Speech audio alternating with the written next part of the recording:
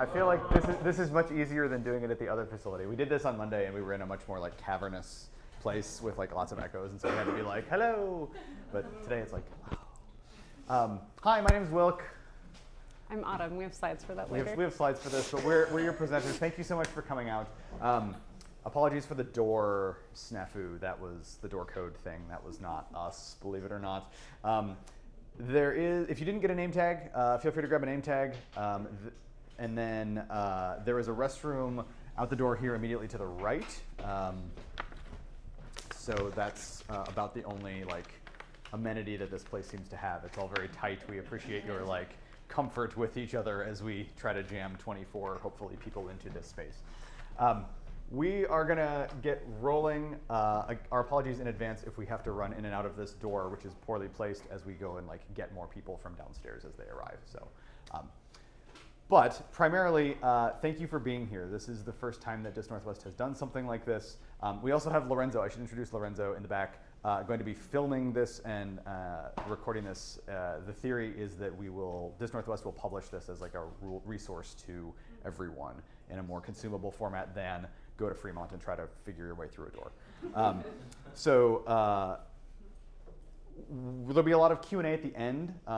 We will have some interaction as we go, and so that will all be on camera, but the Q&A at the end will not be filmed, so don't be alarmed about the questions and so forth.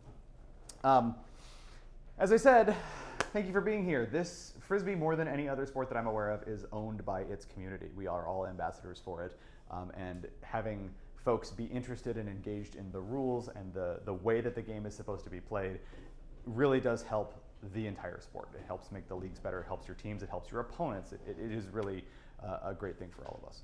So what we're going to cover tonight, we are not going to do a comprehensive overview of the rules. How many of you have read the rules? We got, wow, higher percentage than last night. Well done. I'm or more sorry. confident. Or more confident. I'm sorry. The rules are very dense. They are written in lawyer speak. They are very hard to parse and follow and understand. Most of you probably learned this sport by following your college buddies out to the field and being told what you can and can't do, or by like coming out to Verns and having your captains tell you like, here are the 10 simple rules, and like there's a bunch of nuance, but don't worry about it. We're just here to have fun, right? So what we are going to do is we're going to go into some of the most common things that apply to League. We're not going to go into the details of like the specific nuances of like the highest levels, but like the most common misunderstandings that we see in League, the things that are most relevant to all of us as adult recreational players. We're going to try to make this be like regular person speak. We're going to try to translate it into like news you can use, right? And of course, this is going to be a space where you can ask questions about the rules in general. Now, about that, we would love it if you would hold your questions until the end. That is what the sticky notes are for. So, as questions arrive, write down your questions. We're going to do about an hour's worth of content, and then we're going to take a 5, maybe 10-minute break so that everybody can sort of digest, maybe hit the restroom. We'll stick the questions on the board, and we'll do Q&A as sort of a separate endeavor. So, hold your questions. That would be amazing. A little bit about us. Yeah, so I'm Autumn. I use she, her pronouns. I've been playing Ultimate since 2004 when I was in high school, and I currently play with Space Invaders. I believe we're C2 pool. Can never remember. I am both a USAU and Triple UL observer. Look, somebody made it through the door. Somebody made it through the door. I'm so impressed. How'd you do Did the code work? No. All right. I was told that I had to post fun facts, and my fun fact is that I played for Team USA way back in 2006 for the Junior Worlds team. That tournament occurred in Devens, Massachusetts. And the most important thing on the slide is that's a capybara. So, yeah. Capybara. Yeah. As my partner likes to call them, is the meatballs of South America. Really big rodent, yeah. And fish, according to the Catholic Church. Gonna let that one go. Hi, my name is Wilk. I use he, him pronouns. I've been playing for slightly less time than Autumn. I also play in C-Pool. Are we C2? I don't know. Doesn't matter. Like Autumn, I also observe USAU and WUL. WUL, by the way, is the local like professional women's team, the Tempest. They're awesome. Like, go see them. Like, it's super fun. It's a super fun time. My fun fact is that I was actually on ESPN Top 10 one time for observing. there was like this epic college kid that like did his super run and layout and whatever, and at the very, very, very beginning of that clip, there's a streak in orange in the VAR tail end going, and that's me. That's why I was on ESPN Top 10. It's trying to keep up with this college kid. So we're going to have 5 main parts, and then we're going to do the Q&A, right? So we're going to go over picks. We're going to go over the generalities of fouls. We're going to go over dangerous plays. We're going to talk a little bit about the sort of non-rules aspect of like how to have the discussions on the field, because we do end up having a lot of those discussions. And then we'll talk about when and how play stops and how it restarts, because that's also a point of confusion. Again, we will then stop, do a little break, and have Q&A. One other thing I should note, I see some more ambitious of you have notepads. We will be sending out these slides, so you do not need to take notes on like every single thing. Feel free to do so, but you will have these slides as a resource as well. So with that, Autumn's going to start us off with picks. Yeah, so we're going to start with picks, and how we usually see this called in a game, if any of you have played league games, usually hear somebody go, pick, pick, pick, pick, pick, pick, and then everybody kind of like looks around, we figure out, and we're like, okay, sounds good. Let's keep playing, right? So people catch up. If it's thrown, it usually goes back. It's kind of what we see.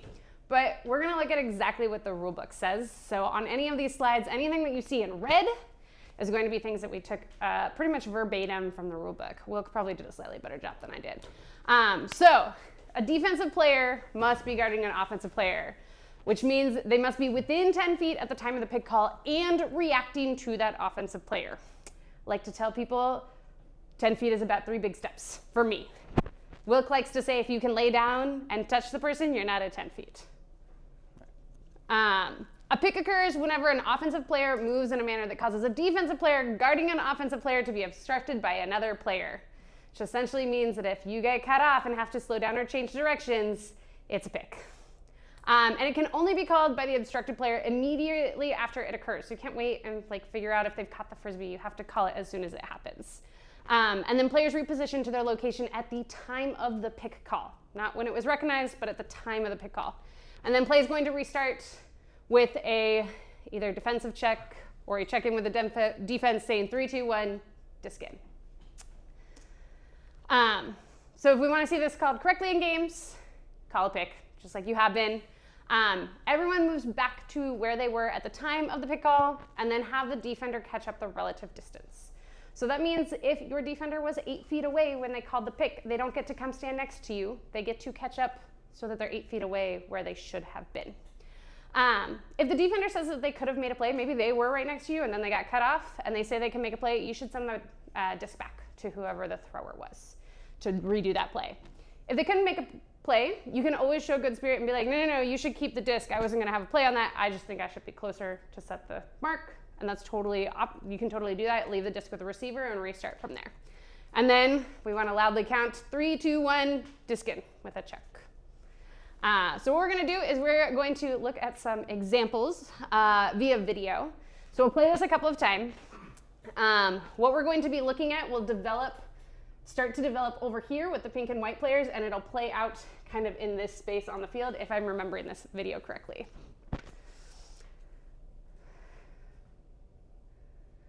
So we are starting over here.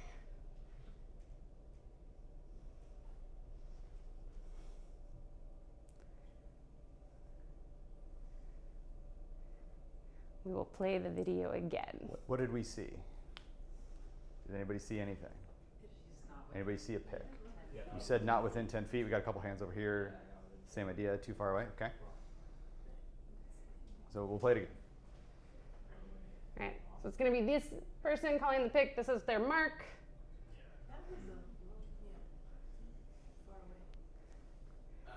Even if they were within 10 feet, she didn't have a play on the disc. So, she wasn't within 10 feet, but, if I'm really fast and I'm confident I could have gotten her. Rule states you got to be within 10 feet. The other thing that I see a little bit from this video is she's not 100% marking her person, right? Part of the reason she's so far away is because she's suddenly paying attention to this cutter over here, and then she notices her player, right? Yeah. So even within that, you do need to be focused on your player. You need to be reacting to your player, and that is part of the reason she wasn't 10 feet away. Yeah. Right, so not a valid pick. The next one we're going to look at is going to be a valid pick call where we send the disc back, and we're looking for the defender in red. As Wilk says, they're the only one in red, so they're over here.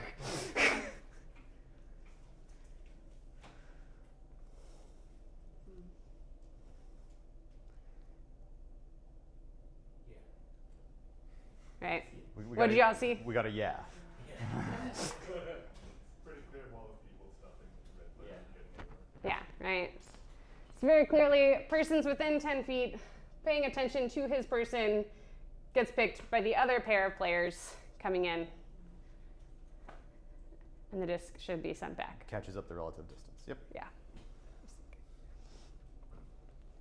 One more? Yeah. Yeah. So again, we're going to be watching this pink and white team. We're going to be watching some handlers. They're going to be like here on the video. There's 2 sets of them. So we're going to be watching this pair, I believe.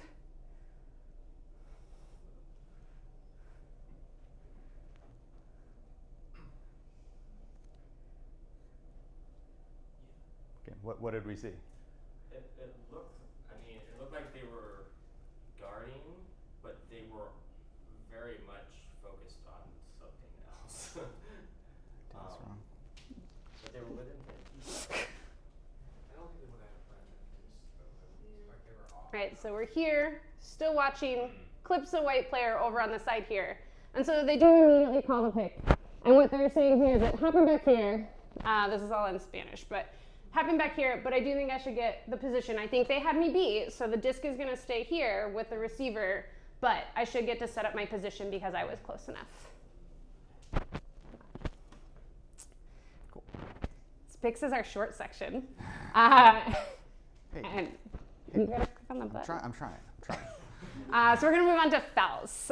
So the way we usually see this in a game is, hey, foul! Slow bewilderment, especially with new players being like,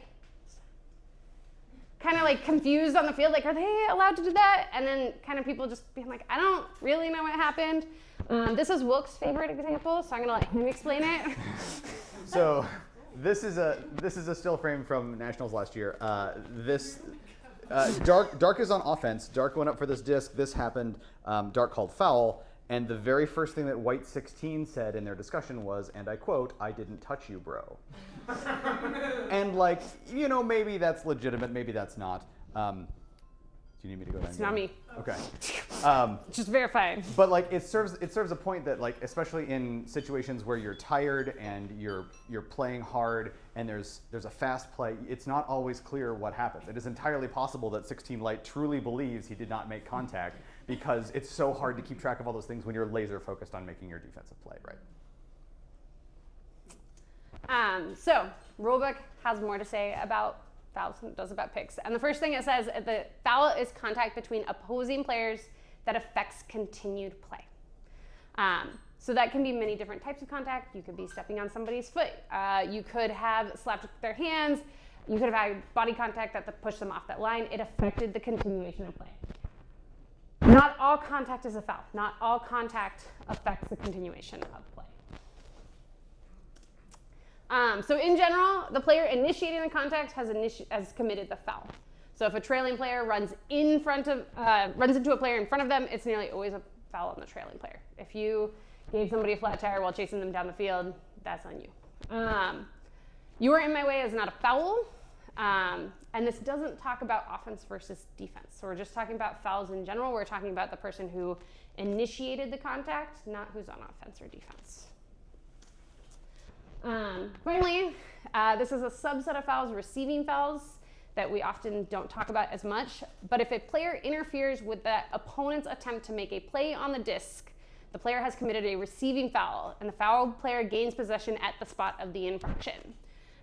So essentially, if a foul occurs when you're going to catch a disc, you get the disc at that location where you would have caught it. There is some special handling of that, depending on whether the receiver has possession in the end zone. And again, we're not talking offense, defense. We're just talking whoever affected the play. So if we're going to call this correctly in league games, we're going to call foul as soon as contact happens, right? So we can't wait to see if that throw finished. If you got hit, you should call foul immediately. You can always call play on, right? Like if you throw it and the pass is complete and the foul doesn't affect it, call play on. Usually that means if offense catches it, or if defense fouls, but the thrower throws a turnover. Be able to explain your perspective and discuss with your opponents. We'll talk more about how to have good discussions in a later session. And then the disc stays with the player on the receiving foul. And again, we restart play with a 3-2-1 disc in. I like to tell people fouls can be emotional. We've all seen those situations. We don't know what's going on with people's life. I like to tell people the same thing I tell kids when I teach them how to play, is it's totally okay for the first thing you do to take a deep breath, right? It's totally okay to be like, I need a moment before you start a discussion. Remembering that having a foul called on you is not an accusation. We're not saying that you're a dirty player or that you meant to do it. All we're saying is that I was contacted and it affected my continued play. Knowing about fouls does not mean you have bad spirit. It's not bad spirit to call a foul. It's not bad spirit to discuss a foul. It is bad spirit to intentionally commit a foul. But nobody does that, right? Ever. So we're gonna watch a couple of different plays. I don't remember which ones are slowed down. Are all of these slowed down? I don't. A couple of them. Okay. I'll walk you through. This one is not. So we're gonna watch. This one doesn't need to be. We're gonna watch the receiver and defender. And they're going to be heading this way. Does anybody want to share what they saw? Pretty good. Right, so hopefully this is a pretty clear-cut play where we are seeing that white is just kind of running directly into green as they're going to catch this disc. So that would be a receiving foul. The next one, we're going to watch the right side of the screen for light number 30. It always takes me a moment to find light number 30. This one does have a slow-mo on the next one. Great. I believe they're here in the middle of the field. Oh no, they're further down. See, I can find them. Well, Really hard to find. We'll give you a second chance to do that.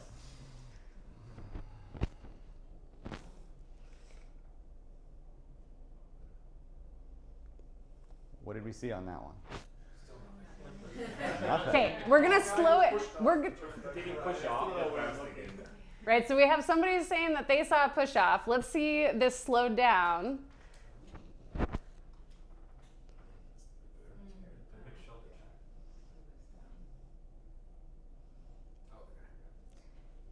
So who do you think is calling the foul? Defense? Defense is calling this foul, right? So dark here is calling this foul. They're saying that white, to get open, physically pushed off of them. And this. Is that the right call? Yeah. Yeah. Yeah. Again, the foul definition does not distinguish offense versus defense, right? Offense, light in this case, initiated contact with a defender that affected their ability to play defense. So it did affect their continued play. So in that scenario, it would then be defensive player's disc? No. That's what the wrong call was. So just ignore the part where it was the wrong call. No, because the foul occurred before the disc was thrown.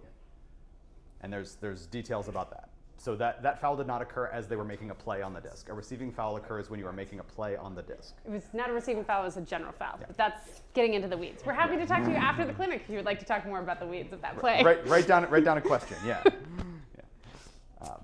Okay, so we're gonna look at 2 overruled or invalid calls. So here we're watching the top of the field.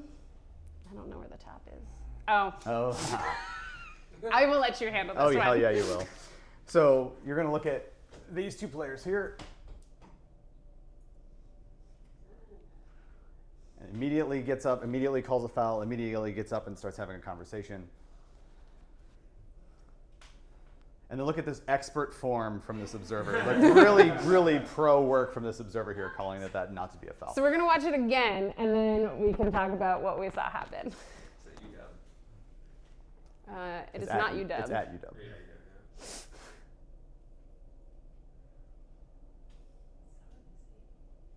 It is hard to see. I wish there was a better camera angle. It looked like No, it looked like she tripped. Like honestly, and then caught herself. Like it almost looks like she fell herself and also brought the other girl down with her. Is the correct call that there was contact but didn't affect anything?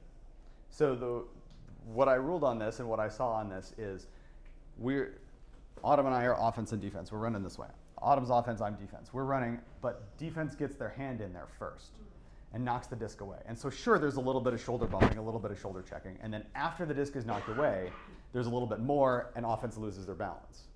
Right? So yes, there's contact there, but that contact did not affect continued play because the defensive play had already been made. That disc was uncatchable. Does that make sense? Yeah. It's easier than I thought it was going to be. Great. You ready to be a teacher? That was a great Hooray.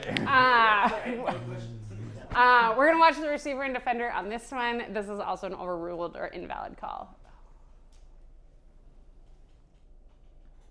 This is the one that did this last week, too. Oh, it is. It is. You're right.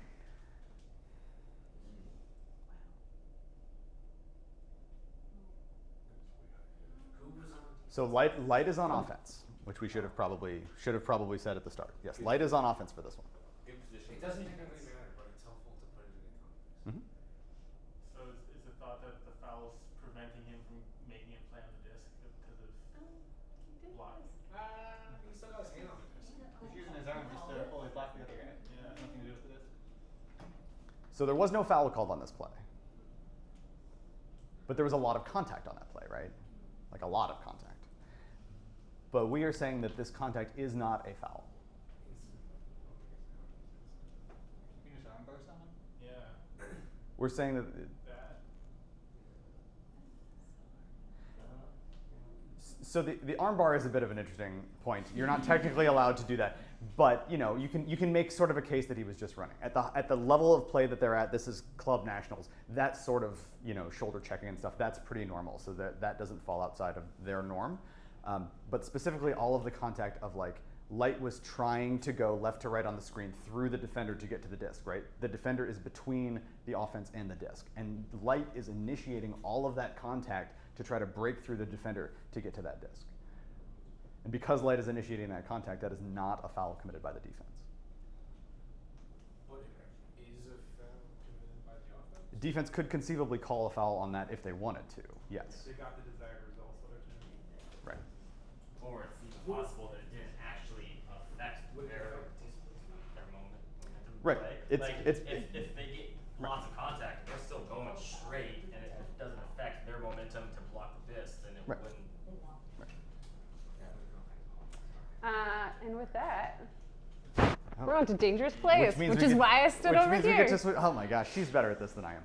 So dangerous plays are a hot topic, right? Everybody is concerned about safety. There's been some high-profile examples. Nobody likes to see people get hurt. How we see the dangerous, there is a dangerous play rule. We'll get into that in a moment. But how we see the dangerous play rule applied in league games, we really don't. We just see people start swearing at each other, like, "Wow, what? You just totally clobbered me." And in the worst case, that can really send a game downhill. It can affect the way that you feel about your opponents. It can affect the way that the teams interact. It can sort of snowball into a bunch of bad taste in everybody's mouth. Or in the worst case, somebody gets injured. We've probably all seen that.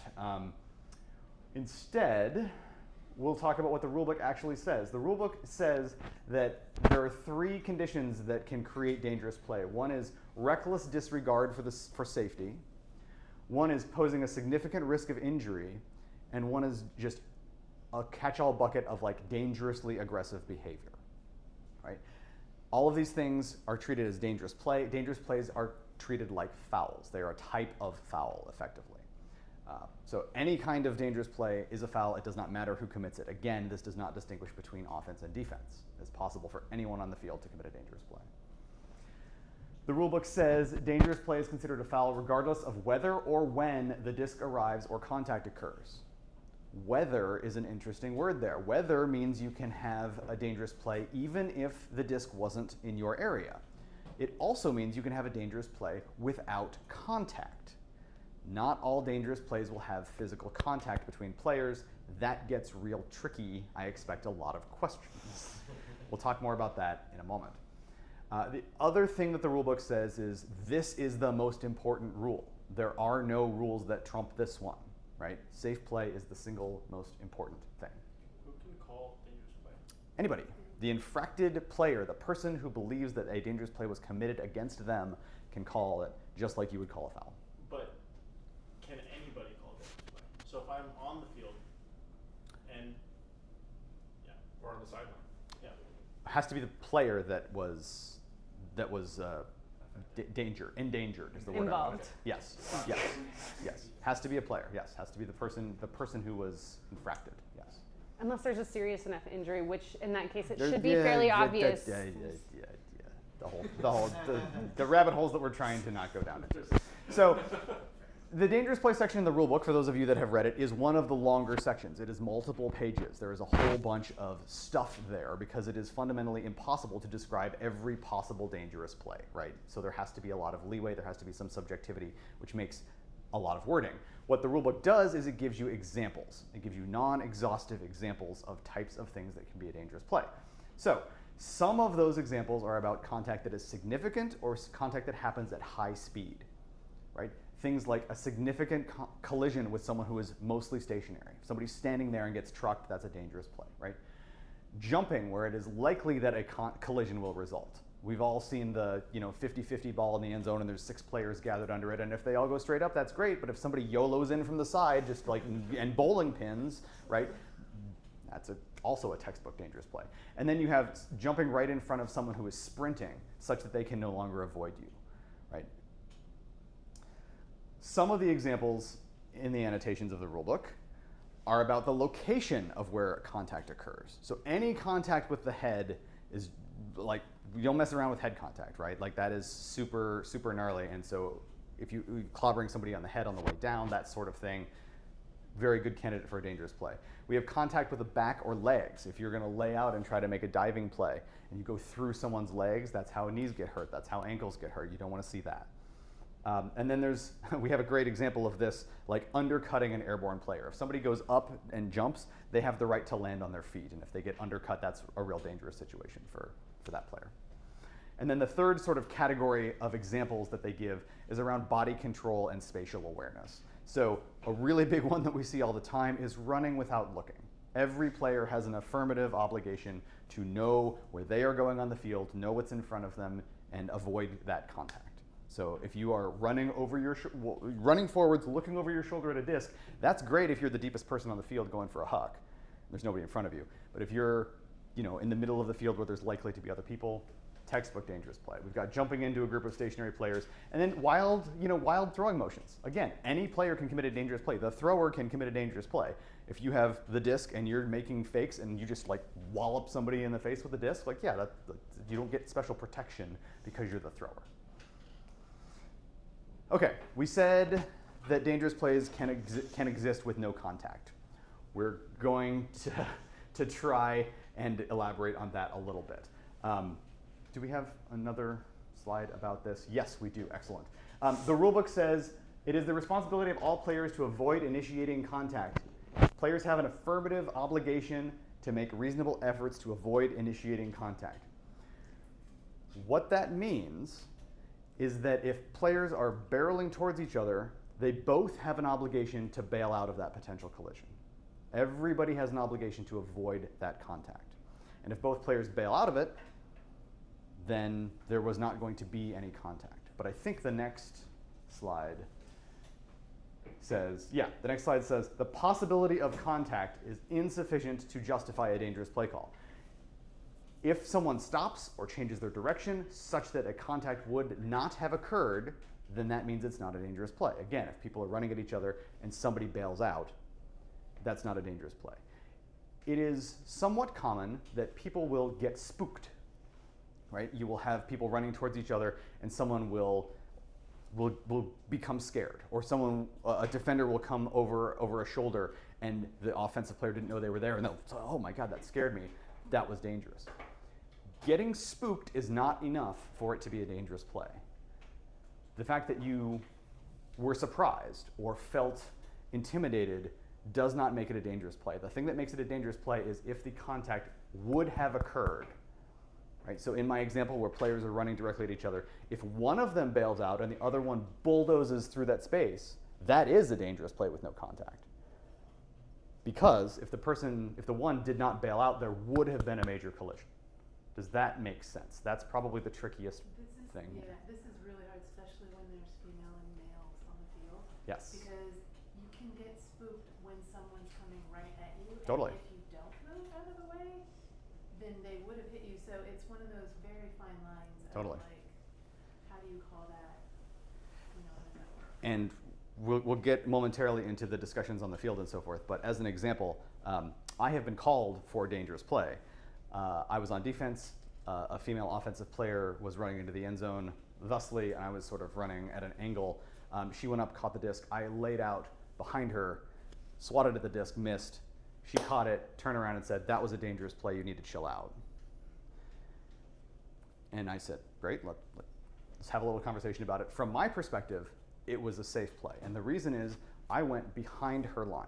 I intentionally chose a line such that no matter what she did, there was not going to be any contact. Totally understand. From her perspective, a larger person comes out of nowhere barreling at full speed into space that is pretty tight. And that's a legitimate feeling to have. At the same time, I believe that I took a line where no contact could possibly have ever happened. And therefore it was safe because contact was not reasonably certain. But what someone understands is reasonably certain. Like I've had Totally. a similar circumstance where that's happened. I stopped because I saw the person doing that, and I thought I was going to hit them, and then I missed the disc when I would have cut it otherwise. And so in that case, I called dangerous play because I thought I was going to get hit if I continued. And so And it is touchy, it's tricky, there is no right answer, but we'll talk a little bit about A, how to have that conversation, and B, how to resolve it when it does happen, because those situations do arise for sure. Okay, so when we get to the actual application of dangerous play calls, you call it exactly like a foul, like I described in my story. Like the person caught it, turned around and said, "Hey, dangerous play," right? You stop play, discussion occurs. You can still contest a dangerous play. You can still have a conversation about it. Nothing is different than a regular foul in that regard. If it happened while an attempt was being made on the disc, like we said, that's a receiving foul. The fouled player gets the disc.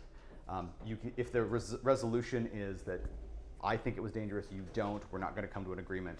Just like any other call, you send the disc back and you do it again. As we said with fouls, dangerous plays in particular are often very highly charged. People have an adrenaline spike when that happens. Take a breath, and we'll talk more about discussions momentarily. We have lots of videos of dangerous plays. Fair warning, there are some hefty collisions in these videos. It is also true that everyone was fine. No one got injured from these plays. So we're going to look at 3 plays that are actually dangerous. The first one, I don't think there's going to be much discussion or disagreement about. In fact, you don't even need to be told where to look.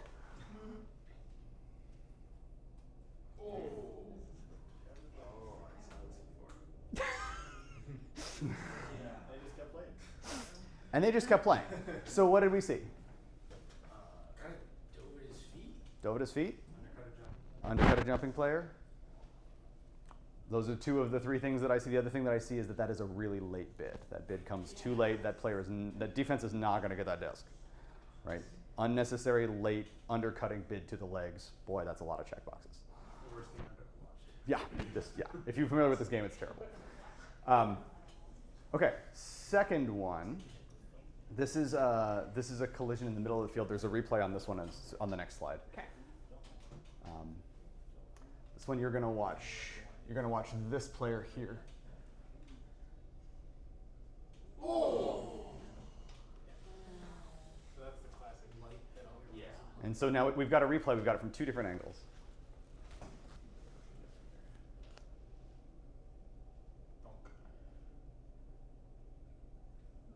Check that. We have it from 1 different angle. From 2. I thought it was from 2. So let's go back one and well, let's see the replay again.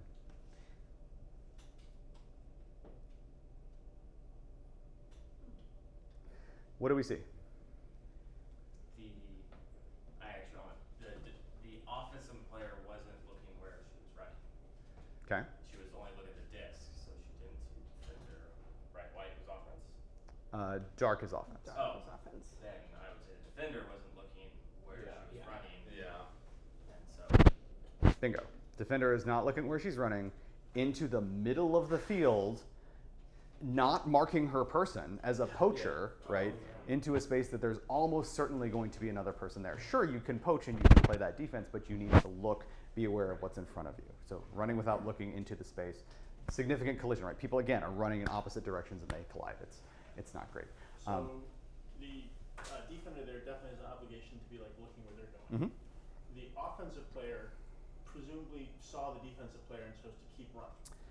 That one's a little bit harder. From my view, the defensive player is coming in from the right, the disc is on the left, the offensive player's focus is probably away from where the player is coming in. I agree with Wook. I don't know if the offensive player coming back into this space is expecting to see, right? They're cutting this way.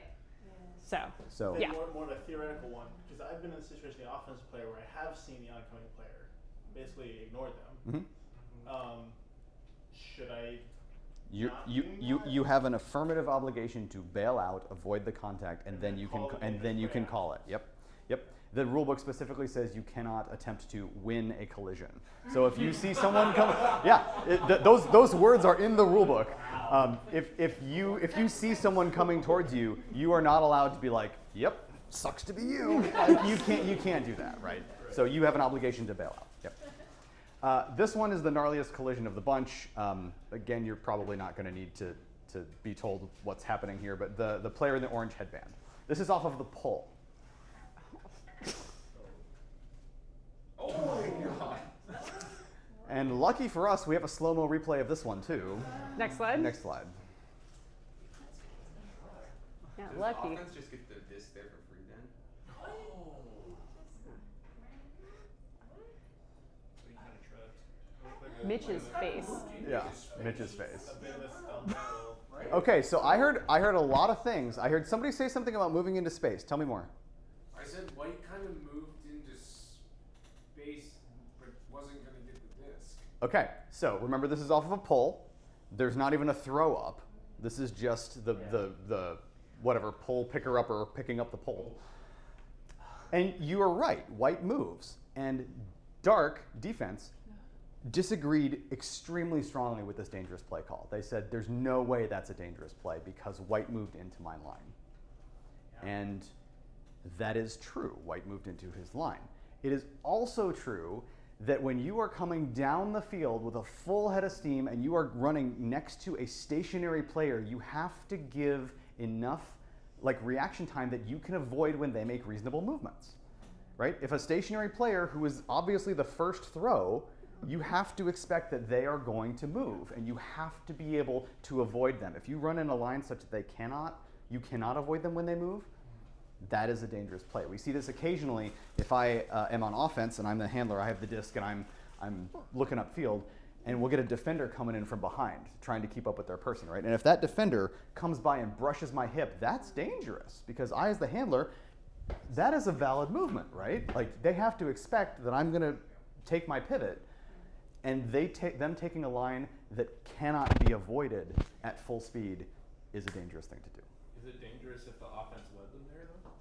If they're following their person and they is that, or could that be a pick? So that's a pick. That's pick. Yeah. Okay. We also have a couple examples of things that are not dangerous plays. So, first one is probably the best. Yeah, go for it. It's at the top of the screen. It's going to happen right about here. You're going to watch this light player.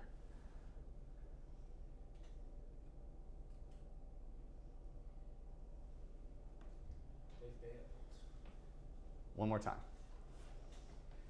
This light player. Oh yeah, that was fun. Right? My textbook example. They're running directly at each other. Light sees that and says like, oh, nope, there's going to be a collision. Nope, not messing with that, right? 100% the right thing to do. It's the opposite of that other wall play we saw, basically. Right. Poaching defender, but pulled off instead. Totally, yeah. And because this person was looking where they were going, the play was in front of them, it's very easy for them to see that there's going to be a collision and to pull up and bail out. This one is a bit trickier, but Can I ask if that would have been a dangerous play, saying that person's running upfield, not looking back for the discs, they're not looking forward? there's a case to be made for that. Right, isn't it overruled because the offensive player has the bid, right? Like they have the space. So you're coming in for it. Oh, my favorite question. occasionally at college tournaments, we'll get questions from the parents, and a question that I got one time was, why did you call this that way? Offense has right of way. The phrase right of way does not appear in the rules. Every player is entitled to the space that they occupy and nothing else. Offense does not have some magical ability to go wherever they want. So that is not true. Yeah, it doesn't even have to be like the offensive player has the space. The person who caught the disc had like a step or two, right? It's like, yeah, if you really wanted to push it, you could maybe get in there, but that person has the initial progress. This goes back to one of the examples. One of the examples in the rulebook was like jumping in front of a sprinting player. That is a dangerous play on the person who takes the position in front of the sprinting player. So there might be a minor case to be made for offense not looking, but far and away the bigger offender, if that collision were to happen, would have been defense. Yeah, yeah. So glad you put both of these on the 40-yard line. Yeah. With your videos. You're welcome. Yeah. This one is going to happen, in the middle of the field here. You're going to have an offensive right player coming in from the right. So, a lot of acrobatics. Let's watch that one again.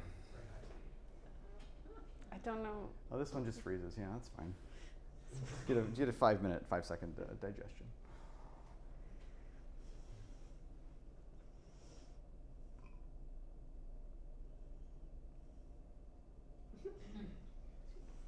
Okay, we have slow motion replays on this one as well. We have 2 angles on this.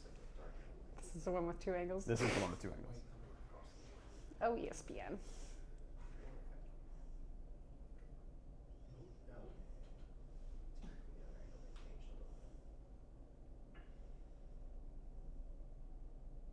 Kind of dropped it. Okay, so what have we seen? It felt like the defender coming in from the side was trying to, obviously trying to get disc, and realized he wasn't able to, and was thus going to cause a dangerous play because he didn't really have the play on the disc. And I'm assuming Dark called the Dark called dangerous play, yes. Yeah. What else did we see? Dark pulled it up, pulled back. Dark pulled back. Okay, what else? The white coming across the field didn't look like he was looking where he was running. Okay. Like he was looking at the disc. Okay. So there's a lot going on in this play, right? You have players coming in at multiple angles. You have a lot of like acrobatics and jumping and so forth. This Dark did call a dangerous play, and it was actually sent to the observers, and the observers said no. The observers said that was not a dangerous play, and the reason is, A, Dark dropped the disc first. It bounced straight off their hands. B, the first angle was the best at this, but Light is actually 5 or 6 feet in front of Dark. There's actually quite a lot of space there. And C, like you said, Light makes every possible motion to avoid that contact. When they see that contact is possible, they bail out, they change their line, they get away, right? And so the words that are said on the field are something to the effect of like, he really did make every effort to avoid that contact. And so this is not a dangerous play. You're saying Light made every effort to avoid it? Yes. Yeah. This last angle is probably the most helpful. There's other ones that made it, like the angles made it, but it's so tight. And angles matter so much, Yeah. right? And often the worst angle is held by the players involved, Yeah. which is not awesome. So we'll move on here just to make sure that we stay moderately on our time scale. When it comes to dangerous plays, the best thing is to just not have them happen in the first place, right? If you're gonna try to get on top 10, if you're gonna make some epic layout, do it like these fine gentlemen, where you do it side to side such that you're not gonna land on each other, right? Nice and safe. You have to be in control of your body, you have to look where you're going, and you have to pull up if there's contact. We're all in league, there are no prizes, nobody's getting rich playing league, right? We don't wanna see injuries, we don't wanna see hard feelings. Maybe you all are. Got a little knowing smile back there, like, yeah, we got to bet. But safety is truly the #1 thing at all levels, but especially here, right? Especially in league. And safety is everyone's responsibility. That is one question that everybody got right on the quiz. Nicely done. There is also a bonus rule that we're going to talk about. The rule says if a player flagrantly violates the rules, the captains of each team should discuss what happened and basically can do whatever they want. So if there is some really off-the-wall play, some major collision, Captains should get together and discuss what to do about that. You can do things that aren't in the rules to resolve that. You could pause the game for a little while. You could sub out the person who committed the bad play. You could even say like, welp, this game is unrecoverable. It's already 12 minutes to game time. Like we're done, right? Captains can come to any conclusion that they want in a flagrant rule violation. And that is sometimes useful in a dangerous play context. That takes us to Autumn for on-field discussions and resolutions. We swapped last time. So we're going to talk about how we have discussions on the field. We're not going to talk about the ones that are pretty easy, like I hit you, yeah, no contest, right? Like we're not going to have those discussions. Those are pretty easy. There are some things that don't require discussions: marking violations, contact, traveling before a throw. If somebody says you're not in the end zone, none of that involves having a discussion. Lots of other things do involve discussions, but it's not the easy ones, right? It's not the ones that we touched the thrower or it landed out of bounds. It's going to be the other ones that are hard. We always want to remind people that staying calm under pressure is a skill, and it does take practice. I'm a high school teacher. There's a nice board in my classroom that says, be a Cupid, quit taking it personally. Sometimes it's really hard. Aren't you glad you let me present this portion? Oh boy. What? I don't get it. Q-tip, quit taking it personally. It's the first letter of each word. Got it? There you go. I believe in you. Good work. So, what the rulebook says. Players should be mindful of the fact that they are acting as officials, and therefore players must explain their viewpoint clearly and concisely, allow opponents a chance to speak, listen to and consider opponents' viewpoints, treat your opponents with consideration, and be conscious of the impacts of your words and body language. So having calm and respectful discussions is part of the rules. It is something we are all responsible for. So there are things that can make discussions worse. So things, assuming intent.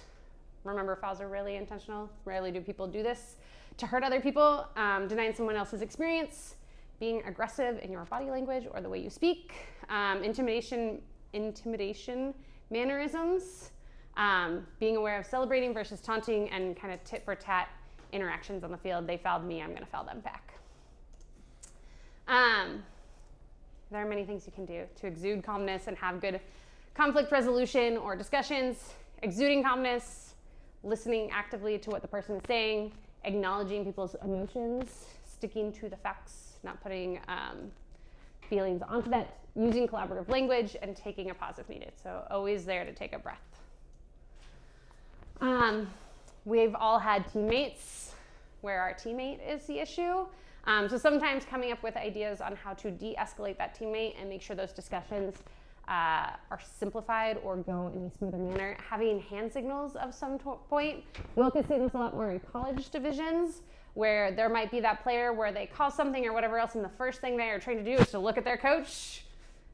No contest, right? Like, their first clue is look at their coach. Where am I at, right? They're still learning how to regulate, and so they have somebody to help them. We can do that in league. You can have a buddy sort of system where maybe I'm having a bad day and I'm just like, I'm gonna call that phone. I look at Wilk and he's like, I'm like, okay, right? I can remember that, having each other's backs. Having somebody to step in to mediate if things get really bad. And then restricting playtime if necessary, right? We're all out here to have fun. If your teammate is being a jerk, that is also kind of on your captains and your spirit captains to be like, you know, friend, we think you should really support on the sidelines this week, right?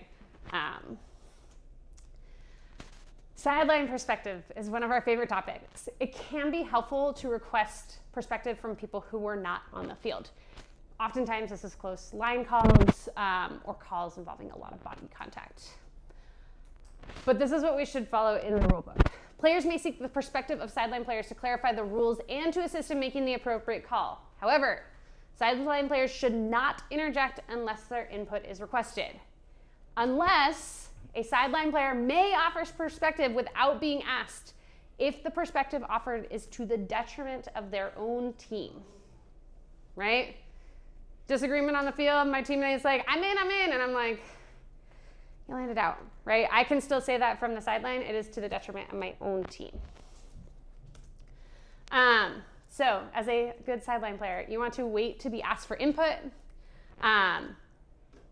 If there's lots of people who are like, I think you were in, I think you were out, it can often be good to look for somebody who is providing perspective that's not in the benefit of their own team. If you get perspectives from all 14 players on the field and all 20 players on the sideline, we're not actually moving the play forward. So really trying to stick to one or two perspectives from the sideline. So we are going to watch some examples. What we're gonna do first is we are going to watch the video without any verbiage, any commentary, and then afterwards we're going to see how the players on the field resolve these different calls. So there's going to be a play that there's going to result in a call, and then we'll hear the discussion afterwards.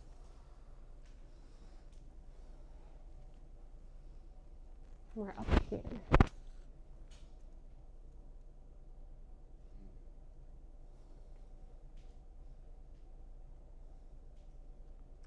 Any guesses on what that call was? You want to see it again? Yeah.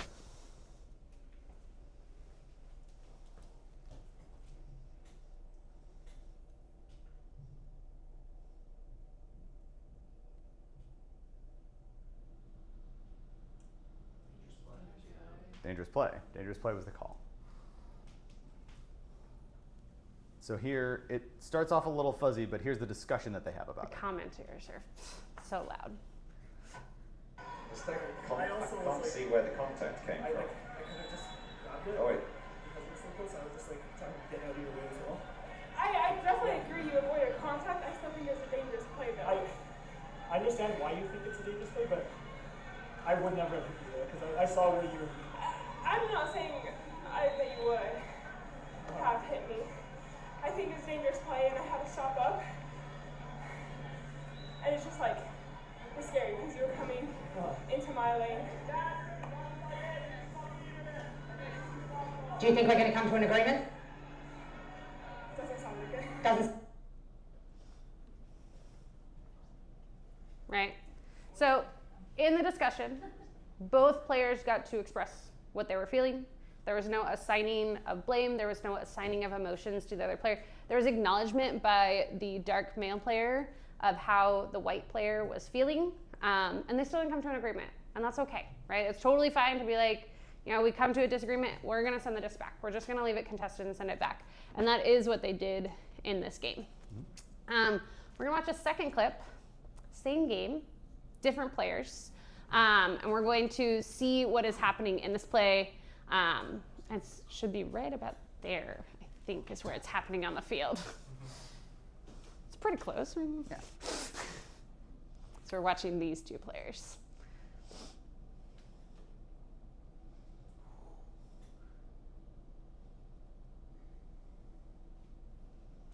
One more time.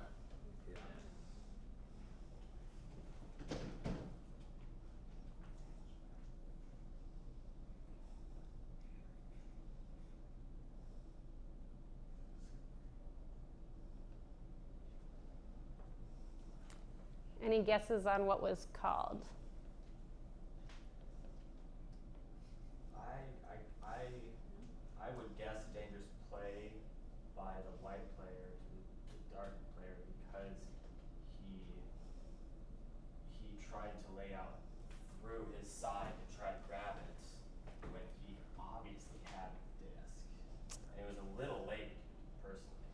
So where we're going to start is that Dark is calling that they caught the disc first. And regardless of whether that is what happened, that is what is being called. So again, we have a conversation.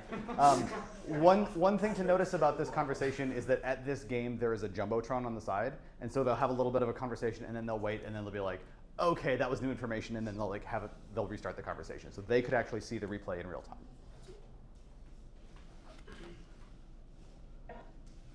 Michael, Michael, are you watching the replay?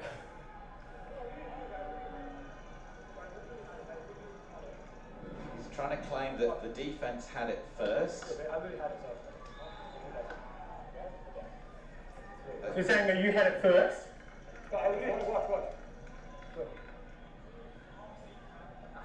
Are you saying that you had it first? Watching at the same time. Same time, then offense gets it if it's same time. Not a goal. Know where you're in. I was watching his feet. Okay. No foul, not a goal. Right here. Mark, if you'd like advice on the in or out. This is an awful call for We happy? Tottenham. Alright, no call. We go. That was ugly.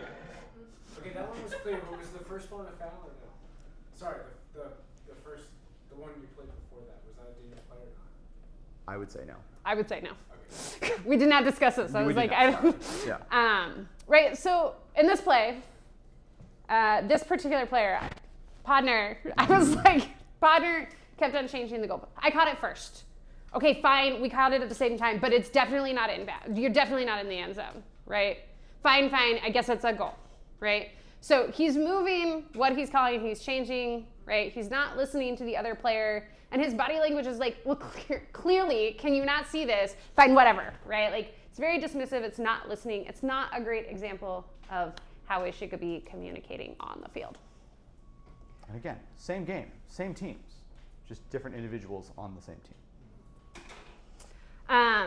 Remember, there's 3 possible outcomes after any sort of discussion. There's uncontested, right? There's contested. It's totally fine to leave something contested. We leave things contested all the time. And then you can retract a call, right? Maybe your person is like, actually, this is what I saw, and you're like, you know what, I think you were right. We're going to call that. We're going to retract that. We don't have that call. Our goal is that we want to have them under 45 seconds. We all play Winter League. We all play Spring League. Nobody wants to stand in the rain for longer than 45 seconds, right? And so that's really the point where it's like, maybe we have this discussion, or I have this discussion, and it's like, seems like we're not, just send it back. Yeah, we're going to contest it, right? And that's totally fine. That's good spirit. And then once we reach there, the rules are going to tell us how to restart. We can always get a clarification, but Wilk is going to be moving on to how we do play stoppages and restarts. Yes. So you said we are obligated to have a discussion. How much is that? Like if I say foul and someone says no contests, That's fine. Oh, that. if I say foul and someone says contests, we just send it back and move on. Good. If that's what everybody yeah. feels okay with, yeah. Totally. So play stoppages and restarts, right? We've talked about picks, we've talked about fouls, we've talked about dangerous plays. These things all result in stoppages. And so what we usually see in league games is people stop as soon as they hear a call. And oftentimes it's like not actually a call. Like, no, that's just Nick, he plays for our team. Like that's all that was, right? That happens all the time. We also hear some people saying like, oh, there was a call, that means the disc goes back, like always, no matter what the call was. Well, maybe not, we'll see in a moment. The rulebook actually describes how to stop after a call. So first of all, play does not stop at the time of the call. Play stops when the thrower stops play, or if there's a throw already up when that pass is either caught or dropped, right? So if I'm the thrower and I have the disc, something happens downfield, there's a pick, there's a foul, there's something. Play is not stopped yet until I, as the thrower, say, whoa, there was a stoppage down there, right? Play stops when the thrower stops it. As I said, if the call is made when the disc is already up, that play continues until that pass is resolved. This is most common in picks, right? Where you'll hear a pick and the thrower will throw it and people will say, catch it, you have to catch it, because play hasn't stopped yet, right? And you do, you have to catch it on offense to retain that possession. We're going to talk about a couple things in this section. One of them is ground taps. It is very common in league games that somebody will move a disc from out of bounds or whatever, and they'll pick up the disc, they'll come into out of bounds, and they'll just be like, yep, here we go. It is often the case that somebody will pick it up from out of bounds, and they'll come in and they'll say like, well, defense, you ready? Sometimes they'll pick it up and they'll move the disc and they'll go like, all right, we're ready. And like, you gotta watch a lot more college women's. college kids especially do that a lot. As you may have guessed, none of those are the right answer. What you have to do in order to put the disc into play is you have to establish a pivot at the spot and you have to tap the disc to the ground. This applies whenever you move the disc. If you are moving the disc from out of bounds, if you are moving the disc up from within the end zone, if there is any other circumstance that requires you to pick up the disc and walk with it, you then have to tap the ground before you go. If you don't move the disc, you don't have to tap. When the pole goes down the field and it comes to rest in the center of the field, I see a lot of people come up and pick it up and then tap it. You don't have to do that tap. You didn't move it. You just pick it up. You just go. It's all good. One more thing about ground taps, we see a lot of people catch a disc in the end zone and then say like, yep, that was a goal. And like, as we just discussed, this is exactly the opposite of that. This is like, I'm going to throw now, right? So if you catch a disc in the end zone, the right thing to do is to do what this gentleman is doing and say like, yep, I'm in. Okay, restarting stoppages. It is often the case that a stoppage is like when there's a call, right, and there's a discussion, something like that. We'll see the defenders just being like, okay, cool, that discussion's over, like, let's go. Okay. We'll often see there's the discussion and they say like, yeah, okay, you know what, no foul. And then everybody just kind of starts wandering away and they just sort of go to wherever they want. When play is stopped, you are obligated to stay put. And we have to restart play in a structured way. And that structured way is always 3, 2, 1, disc in. Anytime their play has stopped, it restarts with the words 3, 2, 1, disc in. That can be the marker saying it. If the offense has possession, the defender says 3, 2, 1, disc in and taps the disc. If there's no one near the thrower will say 3, 2, 1, disc in. And then if there's even no one, if the disc isn't in anyone's possession, someone on the field will say, everybody ready? Okay, 3, 2, 1, disc in, and then we can all go. Anytime we restart, we say the words 3, 2, 1, disc in. You're probably sick of hearing me say those words. Okay, another interesting scenario is when you are in the end zone and the disc is dead, right? There's a foul in the end zone. You didn't catch it, but you pick it up and you're in the middle of the end zone. This is not a valid place for you to throw from, so you have to go to the front line first, right? Sometimes we see people walk to the front line and say like, okay, we're here. Anybody want to check me in? Okay. And then sometimes we'll see the person go to the front and then they'll tap it in the front and then everybody else starts moving. Again, as you may have guessed, neither of those are the way that it works.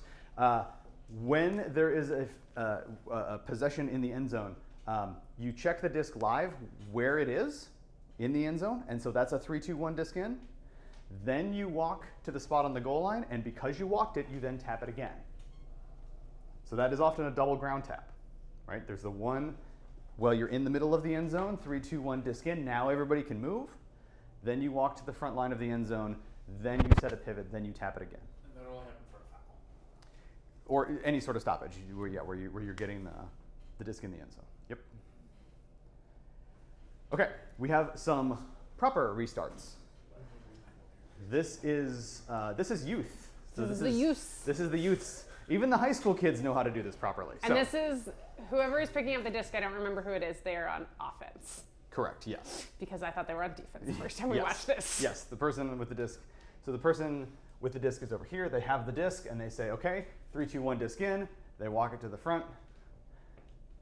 They tap it, and now we're ready to go. And that's how you do it. And that's when the stall count starts? Correct. The second tap is when the stall count starts. Yep. I'm going to see that again. That one was pretty good. Then we're going to talk about resuming the stall count, because this is also a tricky bit. We hear a lot of people say like, okay, we're going to come in on 0. And then we also hear a lot of people say like, oh, I forgot the stall count. I don't know what the stall count was. Like there was a pick down field, but I don't know where to start with the stall count now. Luckily, there are rules for that. The rules have this handy chart, which obviously we are going to read to you now. No, every single one of you looks like this, and we're not going to read this chart to you. What it boils down to is that whatever feels fair is usually the right outcome to resume stalling. So if the defense committed a foul, offense gets to reset the count. The count goes back to 1, right? Because the defense did something wrong, so offense should get as much time as possible to throw the disc now. If offense committed the foul, offense shouldn't get an advantage. They should be stuck where they were in the stall count, so nothing changes. And then some of us probably know that like picks or contests come in at most 6. And when this talks about like where you left off, that is the last number that you said plus 1. So if I'm marking and I say stall 1, 2, 3, foul and play stops, I say coming in 4. The first number I say is 4. And then when we restart, there are a lot of words. Those words are 3, 2, 1, disc in, stalling, 4. That's a lot of words, but that's how you do a restart. So that's resuming the stall count. Couple notes on other stoppages. I hear it less these days, but back in the day there was a lot of like, check your feet, because not all of our fields have lines, and so occasionally we put a couple cones and we think that we can eyeball it between the cones, and so from 30 yards away somebody yells like, I don't know if you're in or not. Like, that's not a call, man. You gotta have perspective to make a call, and if you're too far away and you don't have perspective, you can't make that call. I thought I heard a call is also not a call. If you hear somebody make a call, you should echo it. You should yell, or one person yells pick, everybody else goes pick, pick, pick, pick, pick. Right? Yes. But if you're ever not sure of what's happening, or if there was a call, or some people are playing and some people are not, and everybody's kind of confused, you can always just throw your hand in the air and say the word violation. Violation is the magic word, and that actually stops play. And you can do that if you're not sure what the state of the game is. That takes us into the recap. We're going to do a quick recap. We have one slide per section, and then we'll do our little reset. Everybody can go grab some fresh air because it's getting stuffy. Autumn. I'm summarizing. Great. Picks can be caused by a player on either team. You must be within 10 feet of the player to call a pick. If the pass is cut, you can catch at the distance, and you can the disc can go back to the thrower, or it can stay if you didn't have a play on it. And then everyone, remember, repositions to where they were when the pick was called. Not when the throw occurred, but when the pick was called. Fouls is any contact that affects continued play. The player who initiated the contact has committed the foul. If it occurs while making a catch, it is a receiving foul, and the disc stays with the fouled player. Fouls don't differentiate between offense and defense. And they're almost always unintentional. So if being called for one is not an accusation, it's just rules of the game.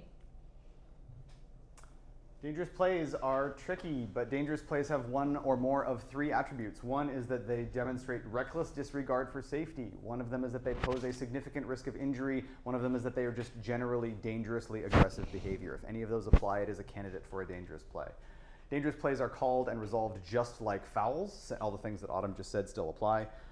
They are also particularly tense, particularly emotional. People have a lot of adrenaline highs and so forth. Take a breath, use all of the techniques that we talked about to make sure that that conversation remains civil and productive. And of course, we just want to not have dangerous plays happen, right? If everybody plays safely with their field awareness and their body awareness, it just won't happen. And everybody has the responsibility to do that. Having discussions, use de-escalation techniques to ensure a productive conversation. Be empowered to manage your teammates if they need some help managing themselves that week. Try and resolve discussions quickly while still engaging your opponent. Don't ignore them. And then conflicting perspectives are okay. It's totally fine to have a contest option and send it back. And then when it comes to play stoppages and restarts, remember play continues until the thrower stops it or until the pass is resolved. Whenever you move the disc, you ground tap the disc. Sometimes that's twice, not often, but whenever you move the disc, it's a ground tap before you can throw again. After a stoppage, restarts always begin with the words 3, 2, 1, disc in, so that everybody knows the state of the disc. Stall count after a stoppage generally is what feels fair, and that's right enough most of the time. And then you have to have a perspective to make a call. You can't just throw the idea that maybe someone was out of bounds way over there out into the world. You have to actually see that something happened in order to make a call. That concludes the presentation. Again, really appreciate everyone coming out. Thank you for your time, for your energy, for your attention. It is good spirit to know and play by the rules. It is also a rule that you have read and know and play by the rules, which I realize is self-defeating, but it's in there that you have to have read the rules. But all of you are now better positioned to become advocates for what the rules are and are not, how to proceed calmly and respectfully and with spirit and according to the rulebook in the play of your game. So thank you again for your time. We're going to take 5 or 10 minutes break. There's a rest. 5 We've minutes. only got 45 minutes left. 5 minutes we break. want to answer as many questions as possible. Yes. What we're going to have you do is we're going to have you put your questions on the board? On the whiteboard. On the whiteboard. And then we'll collect them. And we will sort of group them up and we will sort of address them insofar as we can. Take a moment. I'm going to get out of this room because it's real stuffy. Again, there is a restroom out to the right. If you have to leave, totally understand. You're not obligated to stick around. But yes, dump all of your questions onto Post-it notes and onto the whiteboard. Thank you very much. Thank you. Thanks, guys.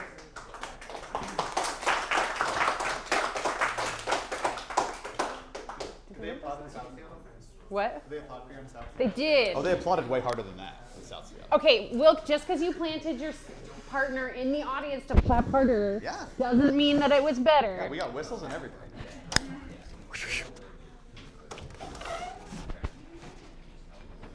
Yeah, that's a good idea. Do they open?